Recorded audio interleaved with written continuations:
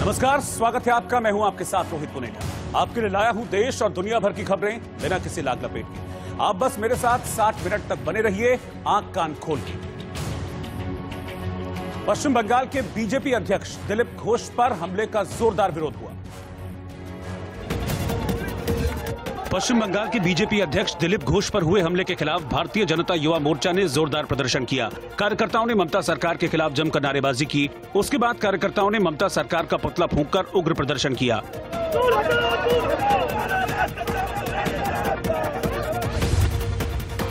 राजस्थान में गुर्जरों ने मुख्यमंत्री से बातचीत के बाद अपना आंदोलन वापस ले लिया। इसके बाद भरतपुर में गुर्जरों ने रेलवे ट्रैक को ठीक करने की कोशिश की, जो उन्होंने आंदोलन के दौरान उखाड़ दिए।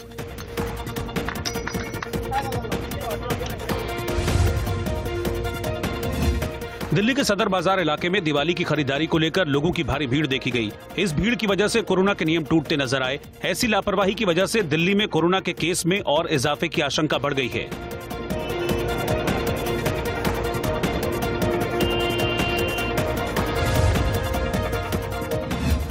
कर्नाटक में कलबुर्गी के सुपरमार्केट में दिवाली की खरीदारी के लिए भारी भीड़ देखी गई। यहां ज्यादातर लोग बिना पर्याप्त सावधानी के लापरवाही से बाजार में देखे गए।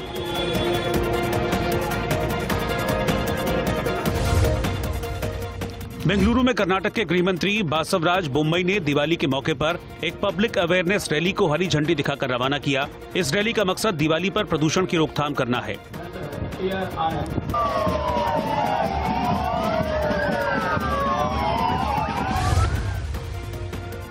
दिवाली के मौके पर मुंबई के अंतर्राष्ट्रीय एयरपोर्ट के भीतर मस्ती का एक वीडियो वायरल हुआ है। इस वीडियो में एयरपोर्ट के कर्मचारी बॉलीवुड के गाने पर डांस करते नजर आए।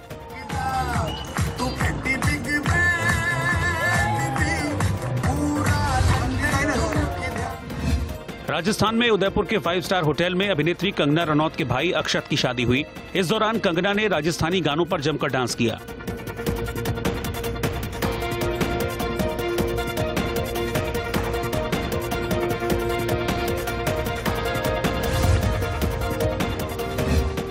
मुंबई की मजगांव डॉक पर स्कॉर्पियन क्लास की 5वीं पनडुब्बी वागीर को नौसेना में शामिल कर लिया गया। रक्षा राज्य मंत्री श्रीपद नाइक ने वीडियो कॉन्फ्रेंसिंग के जरिए इसका लोकार्पण किया।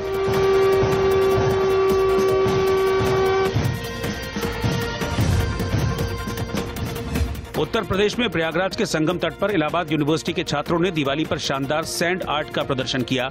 इस मौके पर छात्रों ने ग्रीन दिवाली लिखकर लोगों को इको फ्रेंडली दिवाली मनाने का संदेश दिया।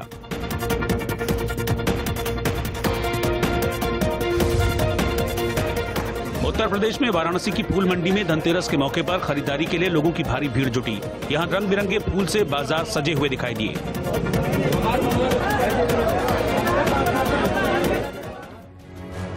लेफ्ट राजनीति का गढ़ माने जाने वाले जेएनयू में प्रधानमंत्री मोदी ने स्वामी विवेकानंद की मूर्ति का अनावरण किया। प्रधानमंत्री ने वीडियो कॉन्फ्रेंसिंग के जरिए विवेकानंद जी की आदमकद मूर्ति का अनावरण किया।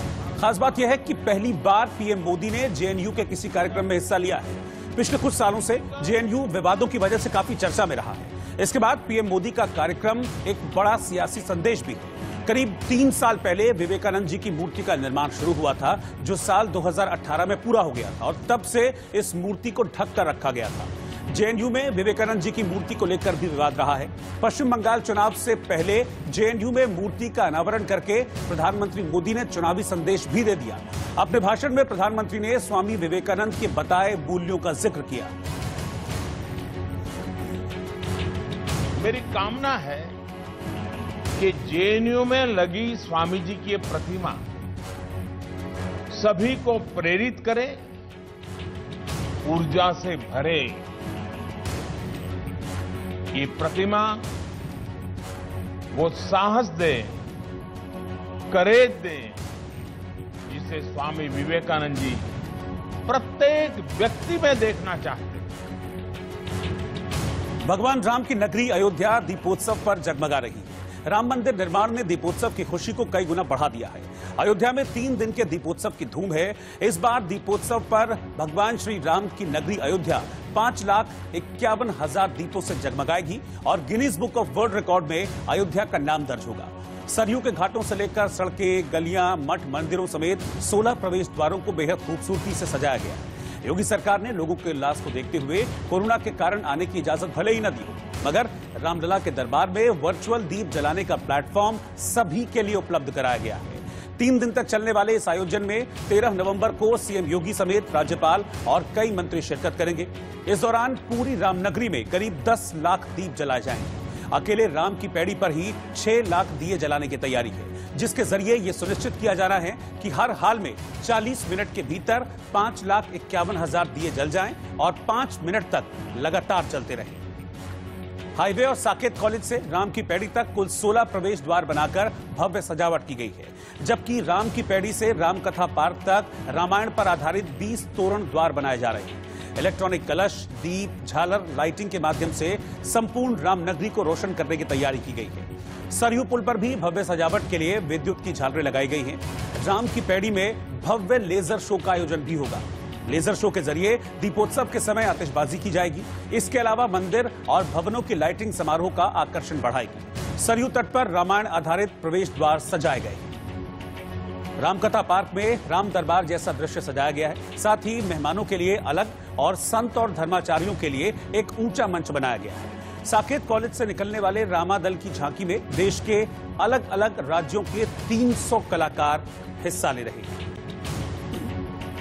तस्वीरें राम की पैड़ी की है और यहाँ हर नजारा ऐसा है जो तस्वीर अयोध्या से निकल कर जा रही है, वो देश दुनिया में ये बताने के लिए काफी है कि अयोध्या नगरी मर्यादा पुरुषोत्तम भगवान राम की है।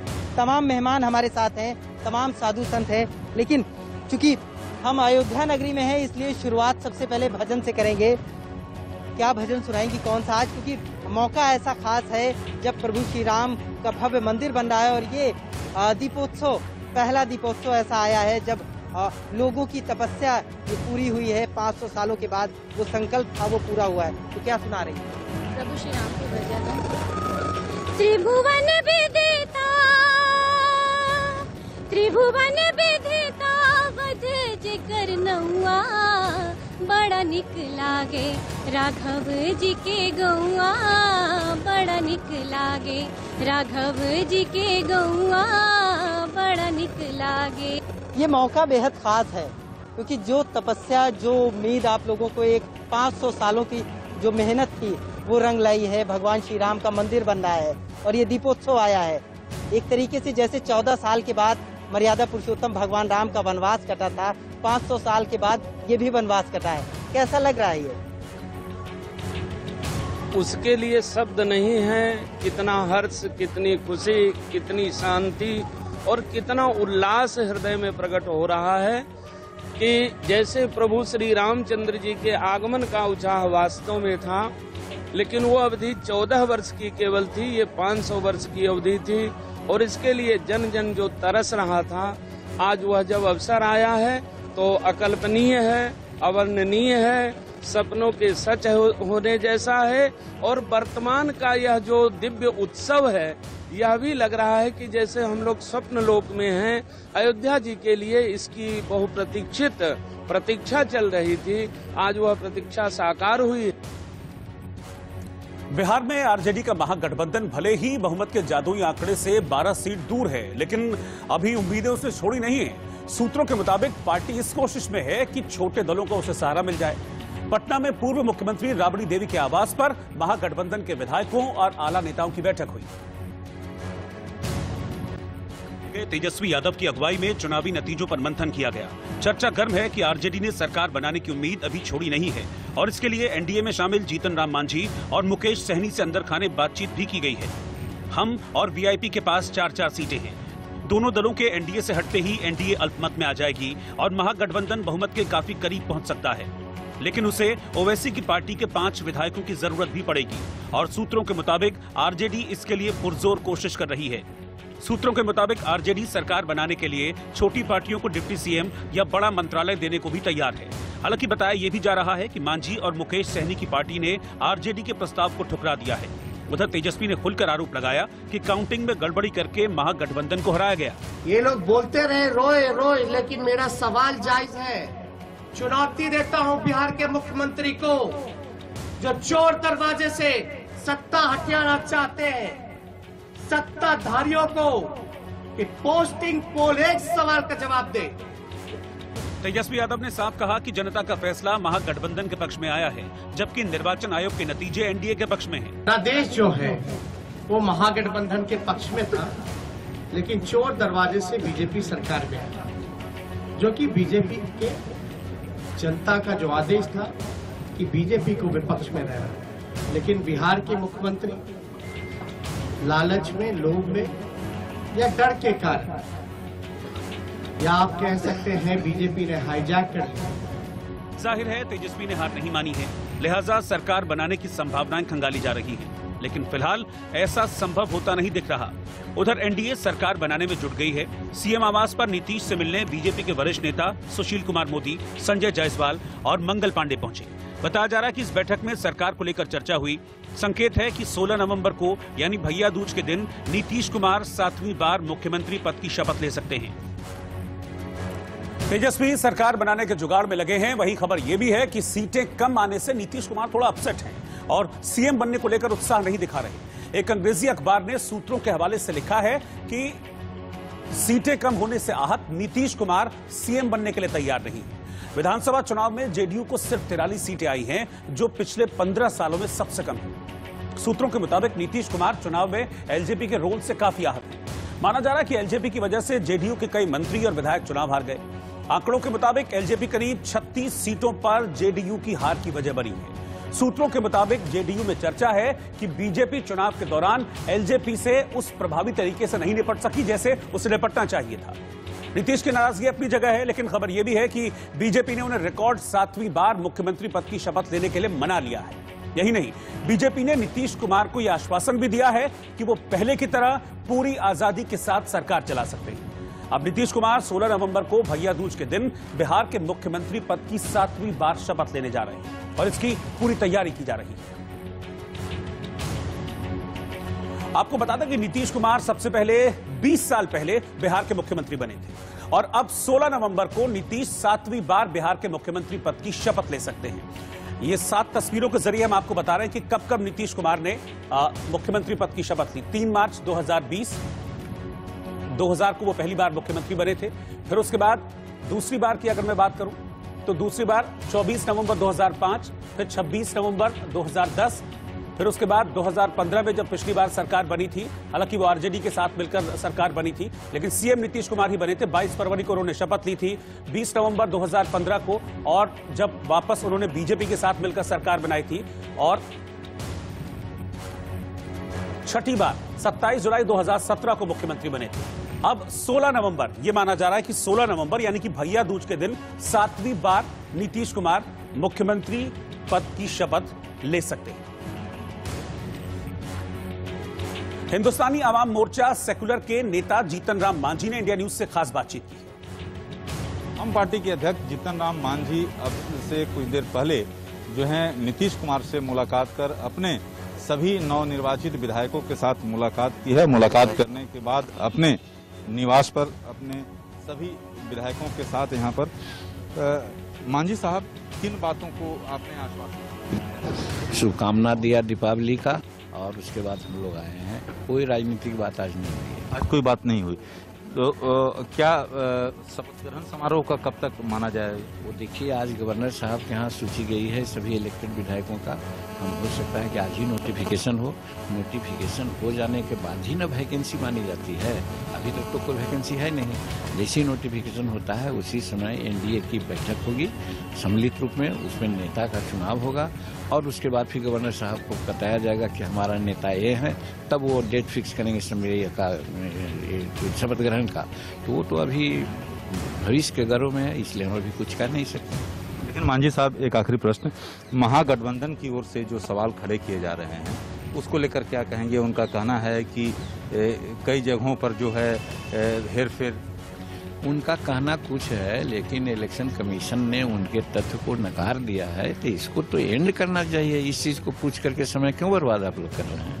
वो हम कुछ नहीं कर सकते हैं। उनको जो शंकाएं थी तो शंका किए इलेक्शन कमीशन त्वरित कार्रवाई किया। करवाने के बाद उन लोगों के जो ये था आरोप का उसको निराधार बतलाया है और कुछ बातें भी थी तो 2-4-5 सीट पर उन्होंने रिकाउंटिंग भी करवाया, उसके में भी कुछ गलत बात नहीं निकली। तो जो हार जाता है वो अनेक प्रकार की बात बोलता ही है और उस बात को तवज्जो दे करके सबसे आप बात कराइएगा तो ये उचित नहीं है। बिहार में महागठबंधन की हार के लिए कांग्रेस को दोषी ठहराया जा रहा है। कांग्रेस नेता तारिक अनवर ने भी माना है कि चुनाव में कांग्रेस अगर अच्छा प्रदर्शन करती तो महागठबंधन की सरकार बन सकती थी। क्या लगता है कि कांग्रेस के जो खराब प्रदर्शन के कारण महागठबंधन की सरकार नहीं बन पाई? बिल्कुल, मैंने इस बात को स्वीकार किया है कि अगर थोड़ा भी हमारा परफॉर्मेंस बेहतर होता तो आज बिहार में महागठबंधन की सरकार होती। जो बिहार के लोग चाहते थे, बिहार के जनता चाहती थी, बिहार का युवक चाहता था कि बिहार में एक परिवर्तन की लहर थी, उसका लाभ हम लोग नहीं उठा पाए। तो ये बात तो सही है और इन्हीं चीज़ों पर हम लोग बैठकर विचार करेंगे कि कहाँ हमसे कोई चूक हुई है, कोई कमी रही है। तारिक भाई, आपने कहा है कि भाजपा गठबंधन एन प्राकरण बिहार चुनाव जीत गया, परंतु सही रूप से देखा जाए तो बिहार जो है वो चुनाव हार गया। बिल्कुल, जैसा हमने कहा अभी कि बिहार के लोग ये चाहते थे, क्योंकि हम लोग जब चुनाव अभियान में थे तो हम लोगों को पब्लिक मूड समझ में आ रहा था और लग रहा था कि लोग तब्दीली चाहते हैं। और ख़ासतौर पर जिस प्रकार से तेजस्वी यादव ने बेरोजगारी का मुद्दा उठाया था, उस मुद्दे को लेकर नौजवान उनके पीछे खड़ा हो गया था और उस भावना को या उस सेंटीमेंट को भी हम अगर कैश नहीं करा पाए तो यह हम सब के लिए दुख की बात है। अच्छा, प्रधानमंत्री नरेंद्र मोदी ने परिवारवाद को लेकर जो हमला किया है, कल जो है धन्यवाद जो कार्यक्रम था बीजेपी ऑफिस में, और परिवारवाद को लेकर बड़ा हमला। देखिए, मोदी जी के पास कहने के लिए और कुछ तो है नहीं, तो ले दे के परिवारवाद की बात करते हैं वो, लेकिन वो ये नहीं देखते कि उनके जितने एलाइज हैं वो सब परिवारवाद से ग्रस्त हैं। भारतीय जनता पार्टी स्वयं ग्रस्त है। बिहार विधानसभा चुनाव में 5 सीटें जीतने के बाद एआईएमआईएम नेता असदुद्दीन ओवैसी काफी खुश नजर आए। बिहार से सीमांचल इलाके से जीते पार्टी के सभी 5 विधायकों ने हैदराबाद में ओवैसी के घर जाकर उनसे मुलाकात की। नवनिर्वाचित विधायकों को ओवैसी ने जीत की बधाई दी और उन्हें आगे कड़ी मेहनत की नसीहत दी। उन्होंने साथी विधायकों से कहा कि जीत का ये कारवां अब थमेगा नहीं।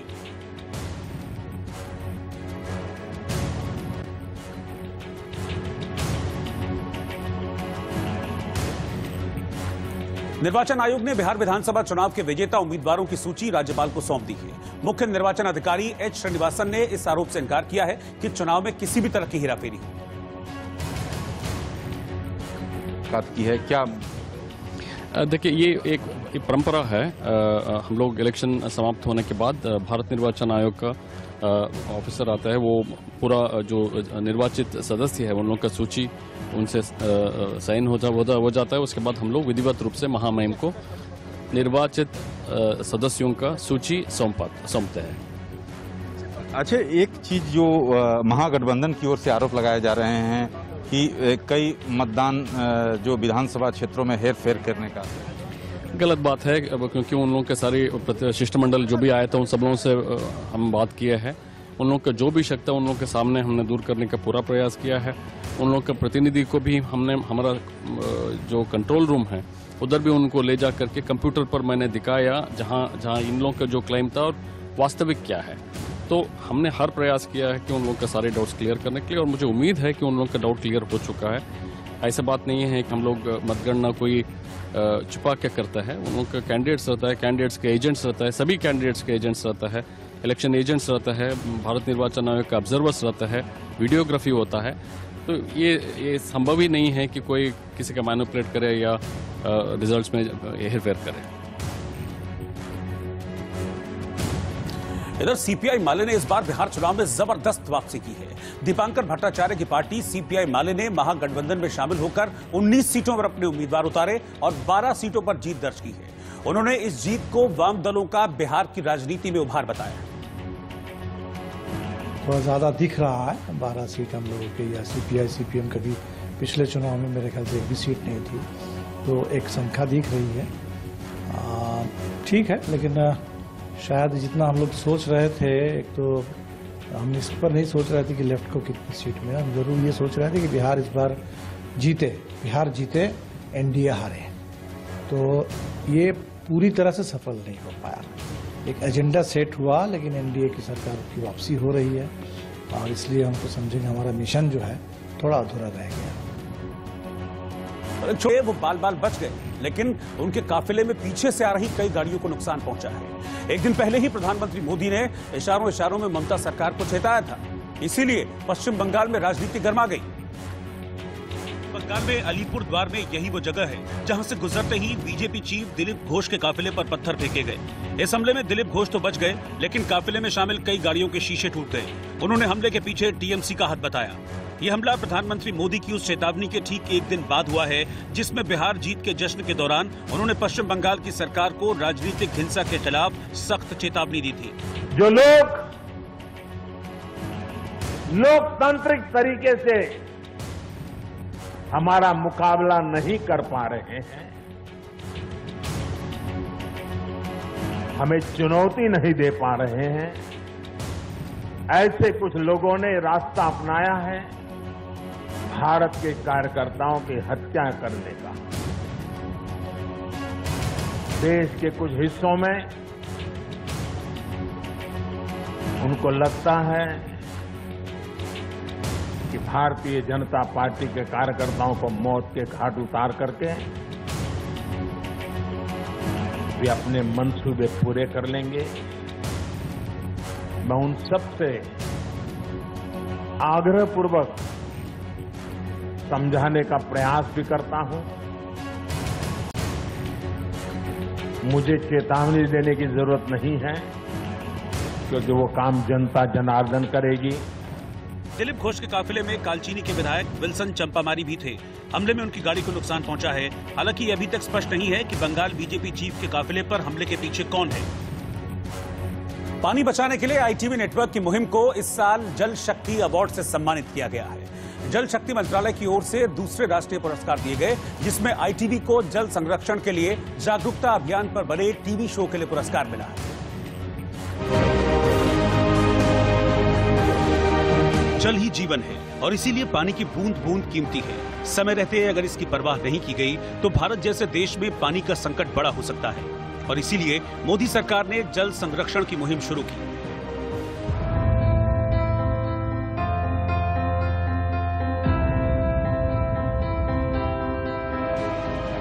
लोगों को पानी की अहमियत समझाने और जल संरक्षण के लिए जागरूक करने में इंडिया न्यूज चैनल का नेटवर्क आईटीवी नेटवर्क केंद्र सरकार की इस मुहिम का हिस्सा है। अनेक टीवी कार्यक्रमों के जरिए आईटीवी ने जन जन तक जल संरक्षण का संदेश पहुंचाने की कोशिश जारी रखी है। जल शक्ति मंत्रालय ने 2019 का राष्ट्रीय पुरस्कार देकर आईटीवी का उत्साह बढ़ाया है। नमस्कार।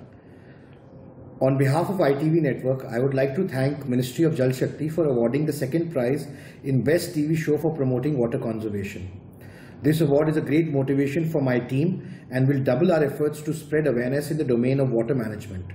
धन्यवाद। जल शक्ति मंत्रालय की मुहिम को लोगों तक पहुंचाने के लिए आईटीवी नेटवर्क के फाउंडर कार्तिकेय शर्मा और चेयरपर्सन ऐश्वर्या शर्मा ने आखिरी बूंद के नाम से कैंपेन की शुरुआत की, जिसके तहत लोगों को पानी बचाने की जरूरत और उपाय के बारे में बताया जाता है। टीवी शोज के अलावा आईटीवी नेटवर्क अलग अलग कार्यक्रमों के जरिए इस मुहिम को आगे बढ़ा रहा है, जिसका मकसद है जल संरक्षण के साथ उसका प्रबंधन और पानी के दोबारा इस्तेमाल की बात लोगों को समझाना। पानी बचाने की ये मुहिम लगातार जोर पकड़ती जा रही है। आईटीवी की कोशिशों को भरपूर समर्थन मिला है और ये बात लोगों को समझ आ रही है कि आने वाली पीढ़ियों के लिए अगर पानी बचाना है तो आज इसकी एक एक बूंद बचानी होगी। केंद्र सरकार की तरफ से ये सम्मान इस मुहिम का समर्थन है। केंद्र सरकार ने अर्थव्यवस्था को पटरी पर लाने के लिए कई ऐलान किए। कोरोना संकट और लॉकडाउन की वजह से कमजोर हुई अर्थव्यवस्था को ठीक करने के लिए केंद्र ने राहत पैकेज की घोषणा की है। आत्मनिर्भर भारत 3.0 में पीएम प्रोत्साहन रोजगार योजना समेत 12 बड़े ऐलान किए गए।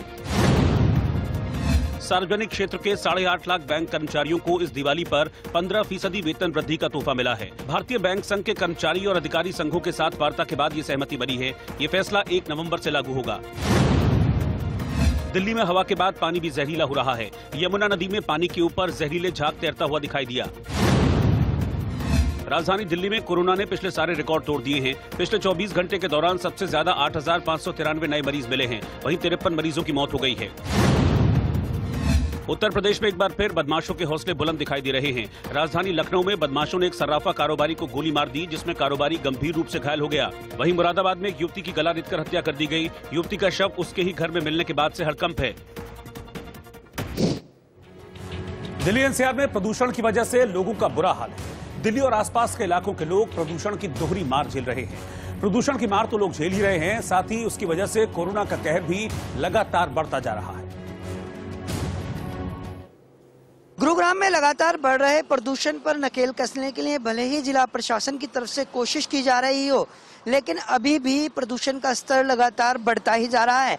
आज की बात की जाए तो गुरुग्राम में करीब 401 एयर क्वालिटी इंडेक्स नोट किया गया है और निश्चित तौर पर जिस तरह की परिस्थितियां बनी हुई हैं, यदि खुली आंखों से आप बाहर निकलेंगे तो आंखों में जलन साफ तौर पर महसूस की जा सकती है। इसके साथ साथ तमाम जो प्रयास प्रशासन की तरफ से किए गए थे, पेड़ों पर छिड़काव कराया जा रहा था, सड़कों के किनारे जो मिट्टी पड़ी है उसको हटाने की कोशिश की गई, लेकिन उसके बावजूद भी अभी भी पूर्णतः प्रदूषण पर नकेल नहीं कसी गई है। और इसी को मद्देनजर रखते हुए जिला प्रशासन और सरकार की तरफ से निर्णय लिया गया कि दीपावली पर पटाखों पर पूरी तरह से प्रतिबंध रहे। जिस तरह से प्रदूषण की सफेद चादर ने पूरे शहर को अपनी आगोश में लिया हुआ है, उससे लगातार लोगों को परेशानी उठानी पड़ रही है। देश की राजधानी में आज एयर क्वालिटी इंडेक्स थोड़ा सा बेहतर है। हवाओं का रुख बदलने से देश की राजधानी में पॉल्यूशन लेवल थोड़ा सा कम हुआ है। आज सुबह एयर क्वालिटी इंडेक्स 326 रजिस्टर किया गया है और लगातार 6 दिनों से जहां एयर क्वालिटी इंडेक्स 400 के पार था, आज एयर क्वालिटी इंडेक्स थोड़ा सा बेटर है और पॉल्यूशन लेवल थोड़ा सा कम है। इस समय मैं राजपथ पे खड़ा हूं और ठीक सामने आप देख सकते हैं राष्ट्रपति भवन है। हालांकि यहां से राष्ट्रपति भवन थोड़ी सी विजिबिलिटी बेटर है, दिख रहा है। और ठीक मेरे पीछे मैं आप कैमरा पर्सन को रिक्वेस्ट करूंगा कि आपको इंडिया गेट का नजारा यहां से दिखाएं। जैसे आप देख सकते हैं कि यहां से इंडिया गेट आपको नजर ठीक से नहीं आएगा क्योंकि स्मॉग जमा हुआ है। स्मॉग थोड़ा सा कम हुआ है, हालांकि अभी भी देश की राजधानी दिल्ली में स्मॉग छाया हुआ है और लगातार पॉल्यूशन की वजह से लोगों को सांस लेने की दिक्कत सामने आ रही है। दिवाली को महज 2 दिन का वक्त है और एनसीआर की फिजाओं से ये जो स्मॉग है वो जाने का नाम नहीं ले रहा है। दमघोटू हवा का कहर लगातार जारी है। मैं गाजियाबाद में मौजूद हूं और आपको सीधे तस्वीरें दिखा देता हूं। आप देखिए ये जो स्मॉग है वो किस तरह से इस पूरी आबो हवा में छाया हुआ है। ये धुंधलापन लोगों को लगातार परेशान कर रहा है।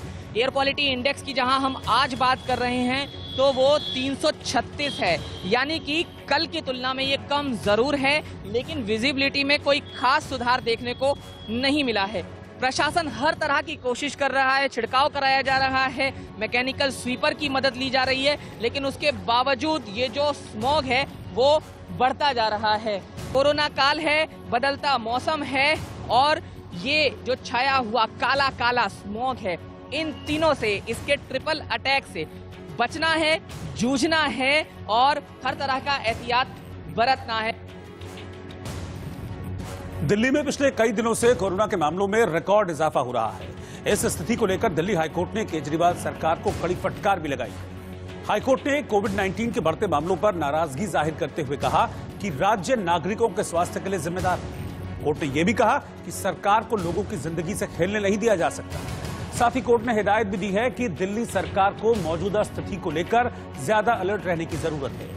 वहीं इसके बाद दिल्ली सरकार ने हाईकोर्ट से आग्रह किया कि उसे कम से कम 15 दिनों के लिए 33 अस्पतालों में 80% आईसीयू बेड कोविड मरीजों के लिए आरक्षित करने का अधिकार दिया जाए। जिसके बाद हाईकोर्ट ने 12 सितंबर के अपने आदेश के तहत लगाई गई रोक वापस ले ली और दिल्ली सरकार की इस मांग को मंजूरी दी। दिल्ली में इन दिनों हर दिन 7 से 8 हजार कोरोना के नए मामले सामने आ रहे हैं। इसके बाद दिल्ली सरकार ने इसे महामारी की तीसरी लहर बताया है। वहीं वायु प्रदूषण के बढ़ते स्तर के कारण दिल्ली में कोरोना की स्थिति भयावह होती जा रही है। एक्सपर्ट ने पहले ही चेतावनी दी कि अगर पड़ोसी राज्यों में पराली जलाने पर रोक नहीं लगती है तो महामारी में तेजी से वृद्धि हो सकती है। दूसरी ओर दिल्ली में कराए गए सीरो सर्वे के मुताबिक महिलाओं और बुजुर्गों में एंटीबॉडी ज्यादा पाई गई है, लेकिन अभी हर्ड इम्यूनिटी कोसों दूर है। गृहमंत्री अमित शाह ने गुजरात के कच्छ में विकास उत्सव 2020 कार्यक्रम का उद्घाटन किया। केंद्रीय गृहमंत्री अमित शाह ने गुजरात के कच्छ में विकास उत्सव 2020 कार्यक्रम का उद्घाटन किया। इस मौके पर उन्होंने गुजरात के सीमावर्ती जिलों कच्छ, बनासकांठा और पाटन के करीब 150 सरपंचों को संबोधित किया।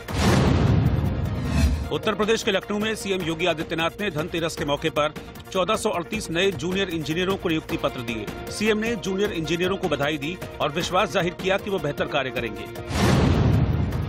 छत्तीसगढ़ के मितानिनों यानी आशा कार्यकर्ताओं को प्रदेश सरकार ने दिवाली का तोहफा दिया है। सरकार ने सभी आशा कार्यकर्ताओं को प्रोत्साहन राशि उनके खाते में ऑनलाइन ट्रांसफर कर दी है। ऐसा छत्तीसगढ़ के इतिहास में पहली बार हुआ है। स्वास्थ्य विभाग की रीढ़ की हड्डी आप ही लोग हैं।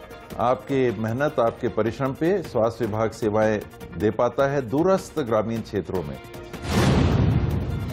उत्तर प्रदेश के आगरा में डीएम ऑफिस के बाहर एक युवक ने एक महिला के ऊपर तेजाब से हमला कर दिया। इस घटना में महिला बच गई, लेकिन उसकी साड़ी जल गई।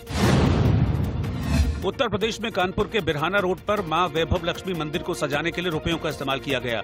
दिवाली के मौके पर यहां लक्ष्मी जी की मूर्ति और उनके आसपास की जगहों को तरह तरह के नोटों से भव्य तरीके से सजाया गया है। उत्तर प्रदेश के अयोध्या में गुरुकुल के छात्रों ने दीपोत्सव की तैयारियों में बड़े उत्साह के साथ हिस्सा लिया। इस दौरान घाट को दीपों से सजाने का काम किया गया। कई दिनों की लगातार बढ़त के बाद गुरुवार को शेयर बाजार गिरावट के साथ बंद हुआ। सेंसेक्स 236 अंक लुढ़ककर 43,357 पर बंद हुआ, जबकि निफ्टी 58 अंक फिसलकर 12,690 पर बंद हुआ। केंद्र सरकार ने देश की अर्थव्यवस्था को पटरी पर लाने के लिए नई योजना आत्मनिर्भर भारत 3.0 का ऐलान किया है। इससे संगठित क्षेत्र में रोजगार के अवसर बढ़ेंगे। रजिस्टर्ड ईपीएफओ से जुड़ने वाले कर्मचारियों को फायदा मिलेगा। जो पहले ईपीएफओ से नहीं जुड़े थे या फिर जिनकी नौकरी 1 मार्च से 30 सितंबर तक चली गई हो, उन्हें भी इस योजना का फायदा मिलेगा। मोदी सरकार ने emergency credit line guarantee scheme ECLGS की अवधि बढ़ा दी। अब इस योजना का लाभ 31 मार्च 2021 तक मिलेगा। पीएम शहरी आवास योजना के लिए 18,000 करोड़ का अतिरिक्त प्रावधान किया गया है, जिससे कुल 30 लाख मकानों को फायदा मिलेगा और 78 लाख से ज्यादा लोगों को रोजगार मिल सकेगा। कामत समिति की सिफारिश के आधार पर 26 दबावग्रस्त क्षेत्र की पहचान की गई है। इसमें स्वास्थ्य क्षेत्र को भी शामिल किया गया है। एमएसएमई सेक्टर को भी इसका फायदा मिलेगा। इसमें मूलधन चुकाने के लिए 5 साल का समय दिया गया है। इसमें कर्जधारक कंपनियों को 1 साल तक 50 करोड़ से 500 करोड़ तक का मोरेटोरियम दिया जाएगा। 10 क्षेत्रों के लिए 1.46 लाख करोड़ रुपए की प्रोडक्शन लिंक्ड इंसेंटिव योजना शुरू की गई है। इससे रोजगार और घरेलू विनिर्माण को बढ़ावा मिलेगा। बैंकों ने 157.44 लाख किसानों को किसान क्रेडिट कार्ड जारी किए हैं। उन्हें 2 चरणों में 1,43,262 करोड़ रुपए आवंटित किए गए। पश्चिम बंगाल में बीजेपी अध्यक्ष दिलीप घोष के काफिले पर हमला किया गया। पश्चिम बंगाल के अलीद्वारपुर जिले में बीजेपी अध्यक्ष दिलीप घोष के काफिले पर हमला किया गया। कुछ लोगों ने उनके काफिले पर पत्थर फेंके, जिसमें कुछ गाड़ियों के शीशे फूट गए। हालांकि इस घटना में किसी को चोट नहीं आई है। उत्तराखंड के बीजेपी विधायक सुरेंद्र सिंह जीना का दिल्ली के सर गंगाराम अस्पताल में निधन हो गया। अल्मोड़ा जिले के सल्ट से विधायक कोरोना से संक्रमित हो गए थे।